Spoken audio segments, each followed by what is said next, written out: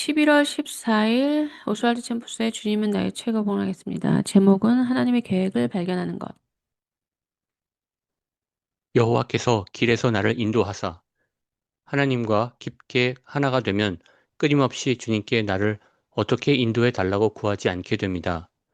거룩하게 되었다는 뜻은 우리가 하나님의 자녀가 되었다는 뜻이며 자녀라면 불순종을 원하지 않는 한 자연스럽게 순종할 것입니다. 불순종을 하면 직관적인 갈등이 생깁니다. 영적인 면의 이러한 직관적 갈등은 하나님의 성령의 경고입니다. 성령께서 이러한 가책을 주시면 당장 멈추고 우리의 영을 새롭게 하여 하나님의 뜻을 분별할 수 있어야 합니다. 만일 성령으로 거듭난 후에도 주님께 이렇게 저렇게 나를 인도하여 달라고 요구하는 것은 경건을 포기하는 것입니다. 여호와께서 나를 인도하사 만일 우리가 하나님으로부터 거듭난 사람이라면 지난 일을 돌아볼 때 우리에게 놀라운 섭리가 있었던 것을 알 수 있습니다. 그래서 우리는 하나님께 영광을 돌리게 됩니다. 그때 또 제가 만난 많은 분들은 이렇게 은혜를 느껴서 뒤를 돌아보고 하나님을 사랑하는 쪽으로 가기보다는 그거를 잊고 또 자기 만족으로 빠지는 사람들이 더 많더라고요. 근데 하나님은 그분의 사랑이 너무나 크기 때문에 그런 것들을 받아들이지 않으세요. 우리가 하나님을 맘대로 사랑했다가 뭐 이렇게 왔다 갔다 그렇게 하나님의 사랑을 만홀히 여기서는 안 되는 거거든요. 물론 우리가 어린 거듭난 사람으로서 하나님을 잘 모르고 어릴 때는 잘 모르잖아요. 그래서 성장하는 거하고 그분의 사랑을 오만함과 혹은 사랑을 경시함과 배신하고 이런 거하고는 다른 거예요. 잘 모르는 거랑 이렇게 이 배신하고 경시하고 함부로 하는 거하고는 다른 거죠. 네, 하나님과 깊게 하나가 되는 데까지 시간이 걸리는 거죠. 깊게 하나가 되기 위해서는 이 11월 13일자 내용이 좀 필요하고 그것을 위해서는 우리가 지금 나누고 있는 키에르케고르의 그, 그 사람이 말하는 그 신앙이 필요해요. 그 신앙이 뭐냐면 하나님 앞에서 사는 거. 우리는 신앙을 통해서 신앙을 복음의 지식을 받고 한 발짝 이제 복음 안으로 들어와서 그 다음에 뒤돌아가지고 계속 자기를 추구해요. 근데 복음 안으로 들어와서 하나님을 사랑하고 하나님이 원하시는 대로 진리 안에서 거룩해 되면서 내 자신, 인생 자체를 진리라는 기반 위에 하나님의 뜻으로 세우는 사람은 굉장히 적다는 거죠. 근데 이게 바로 영적인 생명이에요. 그리고 이런 사람은 너무 귀하죠. 굉장히 보배롭고 아름다운 사람이죠. 그런 사람들이 성경에 나오는 사람들이에요. 뭐 다니엘이니 다윗이니 요셉 같은 사람들. 그러니까 저도 약간 그런 면이 있는데 그게 뭐냐면 나는 이 세상에서 어떤 일을 겪어도 받아들이겠다. 그거는 내가 조종하거나 컨트롤하지 않겠지만 어떤 일을 겪던지 내 인생을 진리 안에 세우는 것을 그치지 않겠다. 이런 마음이 있어요. 왜냐면 진리로 내 집을 짓고 있으니까. 어떤 순간도 육으로 가서 다른 거를 집어오진 않겠다는 거죠. 그러면 진리의 집은 하나님의 뜻이에요. 그럼 뭐 어떻게 해야 되면 어떤 상황에서든지 하나님 뜻을 찾는 거예요. 어떤 상황에서든지. 그러면 이전에는 관심이 없었던 다른 관점, 나에게는 중요하지 않았던 다른 것들을 알게 되고, 하나님의, 예전에는 하나님의 관점이 싫죠. 왜냐하면 나는 이기적이고 하나님이 이타적이시니까. 그냥 저런 인간은 그냥 안 왔으면 좋겠는데 하나님은 그런 인간도 다 받아주시니까. 싫잖아요, 우리는.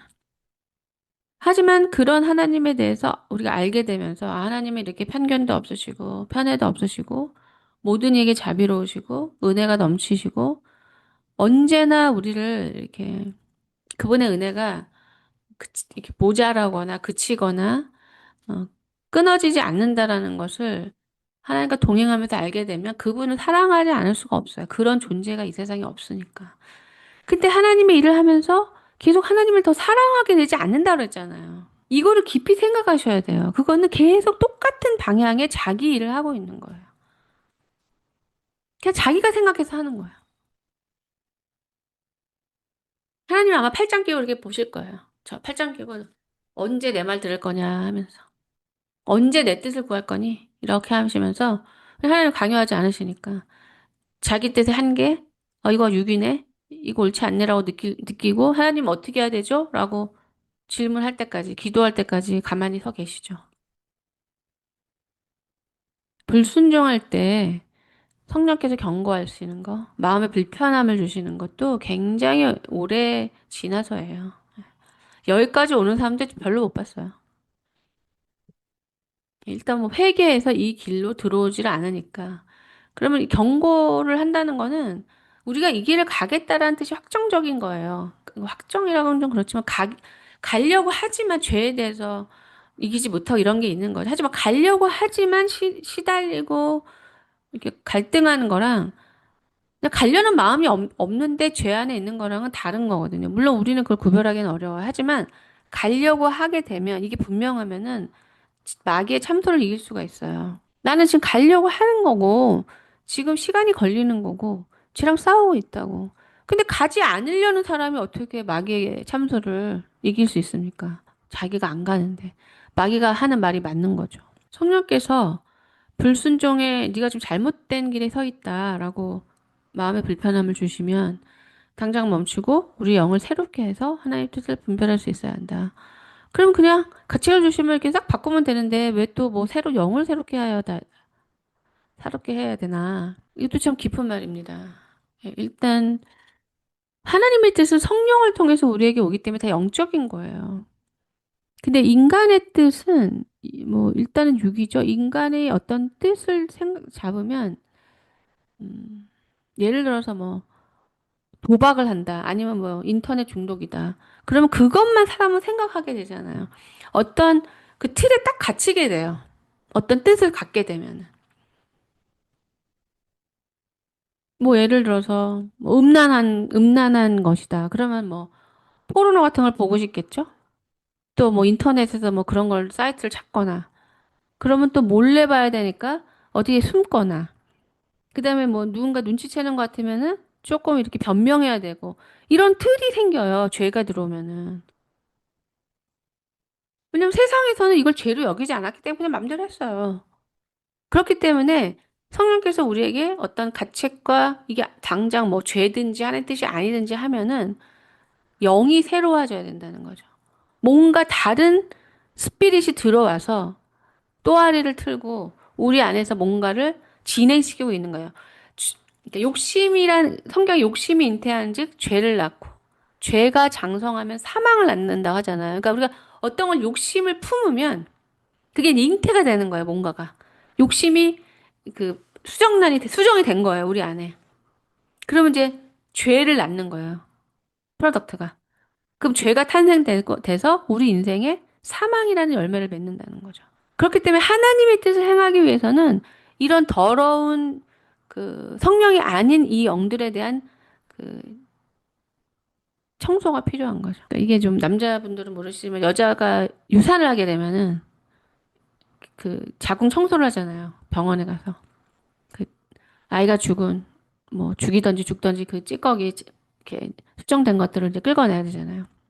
그래야지 아이를 다시 임신할 수 있는 것처럼 지금 이 문장도 굉장히 간단한 문장이 아닙니다. 그래야지만 하나님의 뜻을 분별할 수 있는 그 깨끗하고 바른 영혼의 상태가 돼요. 그러니까 이거는 영혼을 잘 알아야 되는 거거든요. 그러니까 영혼은 오염이 됩니다. 눌려요. 예. 생명이기 때문에. 굉장히 신기한데 이 길을 계속 가시다 보면 지금 제가 말씀드린 거를 본인들도 다 느끼실 수가 있어요. 그 영적으로 이렇게 영원한 그 영적인 삶을 사시다 보면은 힘들어지는 게 뭐냐면 육신에 있는 사람들한테 그 영들이 막 느껴져요. 뭐 밖에 동물처럼 막 느껴지고 이런 건 아닌데 그 영의 무게가 더 크다는 거죠. 어둠의 무게가. 죽어 있는 사람들은 서로 못 느껴요. 성령으로 거듭난 후에도 주께서 그러니까 여기 보시면 성령으로 거듭났으면 우리는 성령을 따라야 되는데 따르지 않고 나를 주장해서 내가 이래달라 저렇게 해달라고 하면 안 된다는 거죠. 왜냐하면 아무리 그것이 선해도 여기서 분별이 굉장히 필요해요. 그러니까 우리가 우리의 생각으로 이렇게 가는 게 아무리 그게 선하고 좋다고 하더라도 성령으로부터 받는 생각이 아닌 건 그냥 육신의 생각이거든요. 거기 이렇게 나오잖아요. 거듭난 후에 성령께서 우리가 주님께 나를 이렇게 저렇게 인도해 달라고 요구한다는 거는 경건을 포기하는 것이라고. 그 말은 뭐냐면 인간의 생각으로 주장해서 가는 거에는 경건의 능력이 만들어지는 길이 아니라는 거죠. 하나님은 우리가 육신적으로 뭐 요양을 하던 청소를 하던 섬김을 하던 제가 늘 말씀드리지만 그 누군가 내가 요양을 함으로써 그 사람은 유익을 받지만 중심은 내 안에 경건의 능력이 생기는 거예요. 왜냐면 그것이 생길수록 하나님이랑 더 접속이 많이 되니까. 그것이 하나님의 나라를 우리 안에 머무를 수 있게 하는 능력이니까, 경건의 능력이요. 우리는 모두 예외적인 사건 가운데 하나님을 볼 수 있습니다. 그러나 모든 상세한 일들 속에서 하나님을 보려면 영적 훈련이 필요합니다. 절대로 우연하게 발생하는 일들이라고 하여 하나님과 무관한 것으로 보지 마십시오. 언제 어디서나 하나님의 계획을 발견할 준비가 되어 있어야 합니다. 예, 제가, 캐나다에 있는 거를 좋아했었는데요. 그냥 거기서는 굉장히 집중이 잘 되고, 어, 하나님과의 그 접속이 잘 되는 거를 항상 느꼈었어요.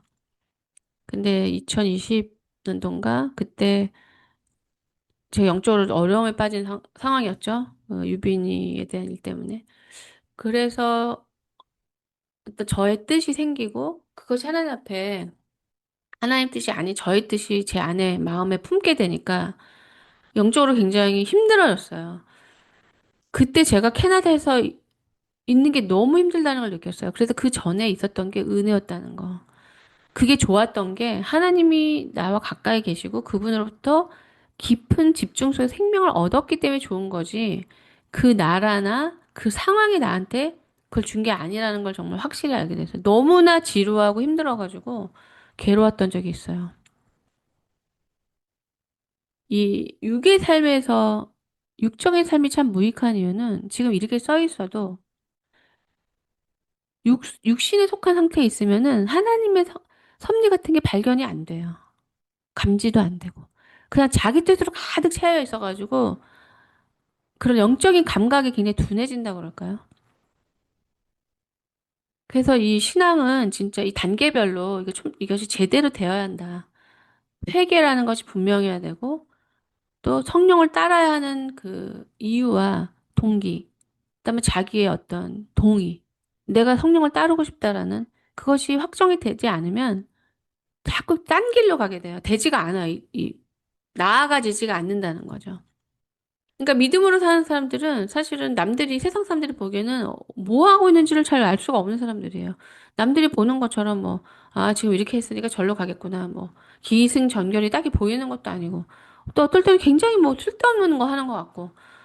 뭐 하다가 말기도 하고. 그런 게 진짜 영적인 거예요. 왜냐면 그 사람들은 계속 하나님의 뜻을 행하고 있는 거예요. 하나님이 하라고 했다가 내일 그만두면 그만둬야 돼. 내일 다른 틀 또 따르는 거예요. 그러니까 그 일관성이 하나님의 뜻을 행하는 것이라는 영적인 일관성이지. 이 눈으로 보이는 육신의 세계의 일관성이 아니기 때문에 사람들이 그 사람들을 보면서 이해할 수가 없는 거죠. 뭘 하는 건지. 하나님께 헌신하는 것 대신에 당신의 신념에 집착하지 않도록 주의하십시오. 나는 절대로 그것만은 할 수 없어라고 말하지만 어쩌면 그것이 당신이 성도이기 때문에 해야 하는 일일 수도 있습니다. 세상의 눈으로 볼 때 예수님은 전혀 일관성이 없는 분으로 보였습니다. 그러나 주님은 하나님 아버지를 향하여 변함없이 일관되었습니다. 성도의 단 한 가지 일관성은 원칙이 아니라 신령한 생명입니다. 신령한 생명은 끊임없이 하나님의 마음을 더욱 알려고 할 것입니다. 주님께 충성하기보다 자신이 믿는 바에 광신하는 것이 더 쉽습니다. 그 이유는 하나님께 충성하려면 놀라울 정도로 우리를 낮추는 일들, 특히 우리의 종교적 자만을 낮추시는 일들이 있기 때문입니다. 네, 오늘 모임의 그 핵심이 이 마지막 문장입니다. 우리가 이 하나님의 뜻을 행하면서 경건에 속한 것들이 만들어지고 영적인 그 감각들이 생기는 이유는 그것이 힘들기 때문이에요.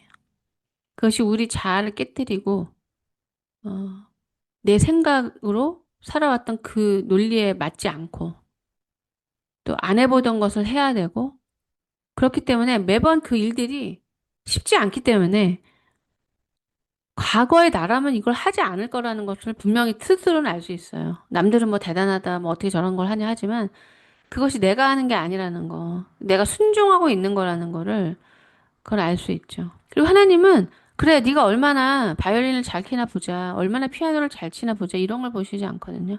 네가 얼마나 나를 사랑하나 보자예요, 하나님. 네가 나를 사랑해서 어디까지 갈 수 있는지를 보자는 거죠.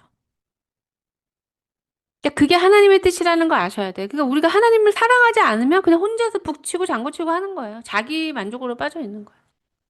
그러니까 예전에 김하중 대사님께서 대사라면은 뭐 2년에 한 번씩 차를 바꿀 수 있는데 하나님이 계속 바꾸지 못하게 하셔가지고 그러니까 그분이 어디까지 좋습니다 이렇게 말씀하시면서 자기도 이제 하나님이 바꾸지 않으려고 하면 계속 이제 하겠다는 거죠. 그건 농담으로 말씀하시는 거지만 뭐 돈도 많고 또 그 자리가 공짜로 차를 살 수 있음에도 불구하고 하나님이 계속 헌차를 타게 하셨죠. 이유가 있겠죠, 하나님에게. 그럼 아니 도대체 왜 못하게 하시냐고요, 하나님. 내가 이거를 뭐 특별히 돈을 더 쓰는 것도 아니고 합법적으로 내가 누릴 수 있는 권리인데 이렇게 계속 말한다면은 하나님을 잘 모르게 되는 거죠. 이거는 뭐 아무것도 아니죠. 억울한 것도 아니니까. 예, 주님께 충성하기보다 자신이 믿는 바에 광신하는 것이 쉽다. 그럼 제가 하나님이 하라는 건 어렵다고 했잖아요. 그러니까 더듬어야 돼요. 일도 내가 그냥 이런 거겠지 하고 막 하시면 안 돼요. 그 사람들을 좋게 하는 게 아니에요, 절대. 오늘 오스왈드 챔버스의 그 주제는 하나님의 일은 하나님은 굉장히 사랑에 예민하세요. 네가 나를 사랑하느냐, 나를 사랑해서 내 뜻을 행하려고 하는 거냐. 이거를 항상 보시고 우리는 하나님을 원하시는 모습으로 만들어지기 위해서 그분이 하라고 하시는 것은 순전하고 온전한 마음으로 오직 그분을 사랑해서 그 행위를 하는 거죠. 그러니까 여기에는 세상의 칭찬은 저기 바닥에 있는 것이고 하나님과 한 영혼이 관계하고 있는 거예요. 그렇게 돼야지만 그 주위에 있는 사람들이 생명을 얻는 거예요. 네, 이상으로 오늘 주님은 나의 최고봉을 마치겠습니다.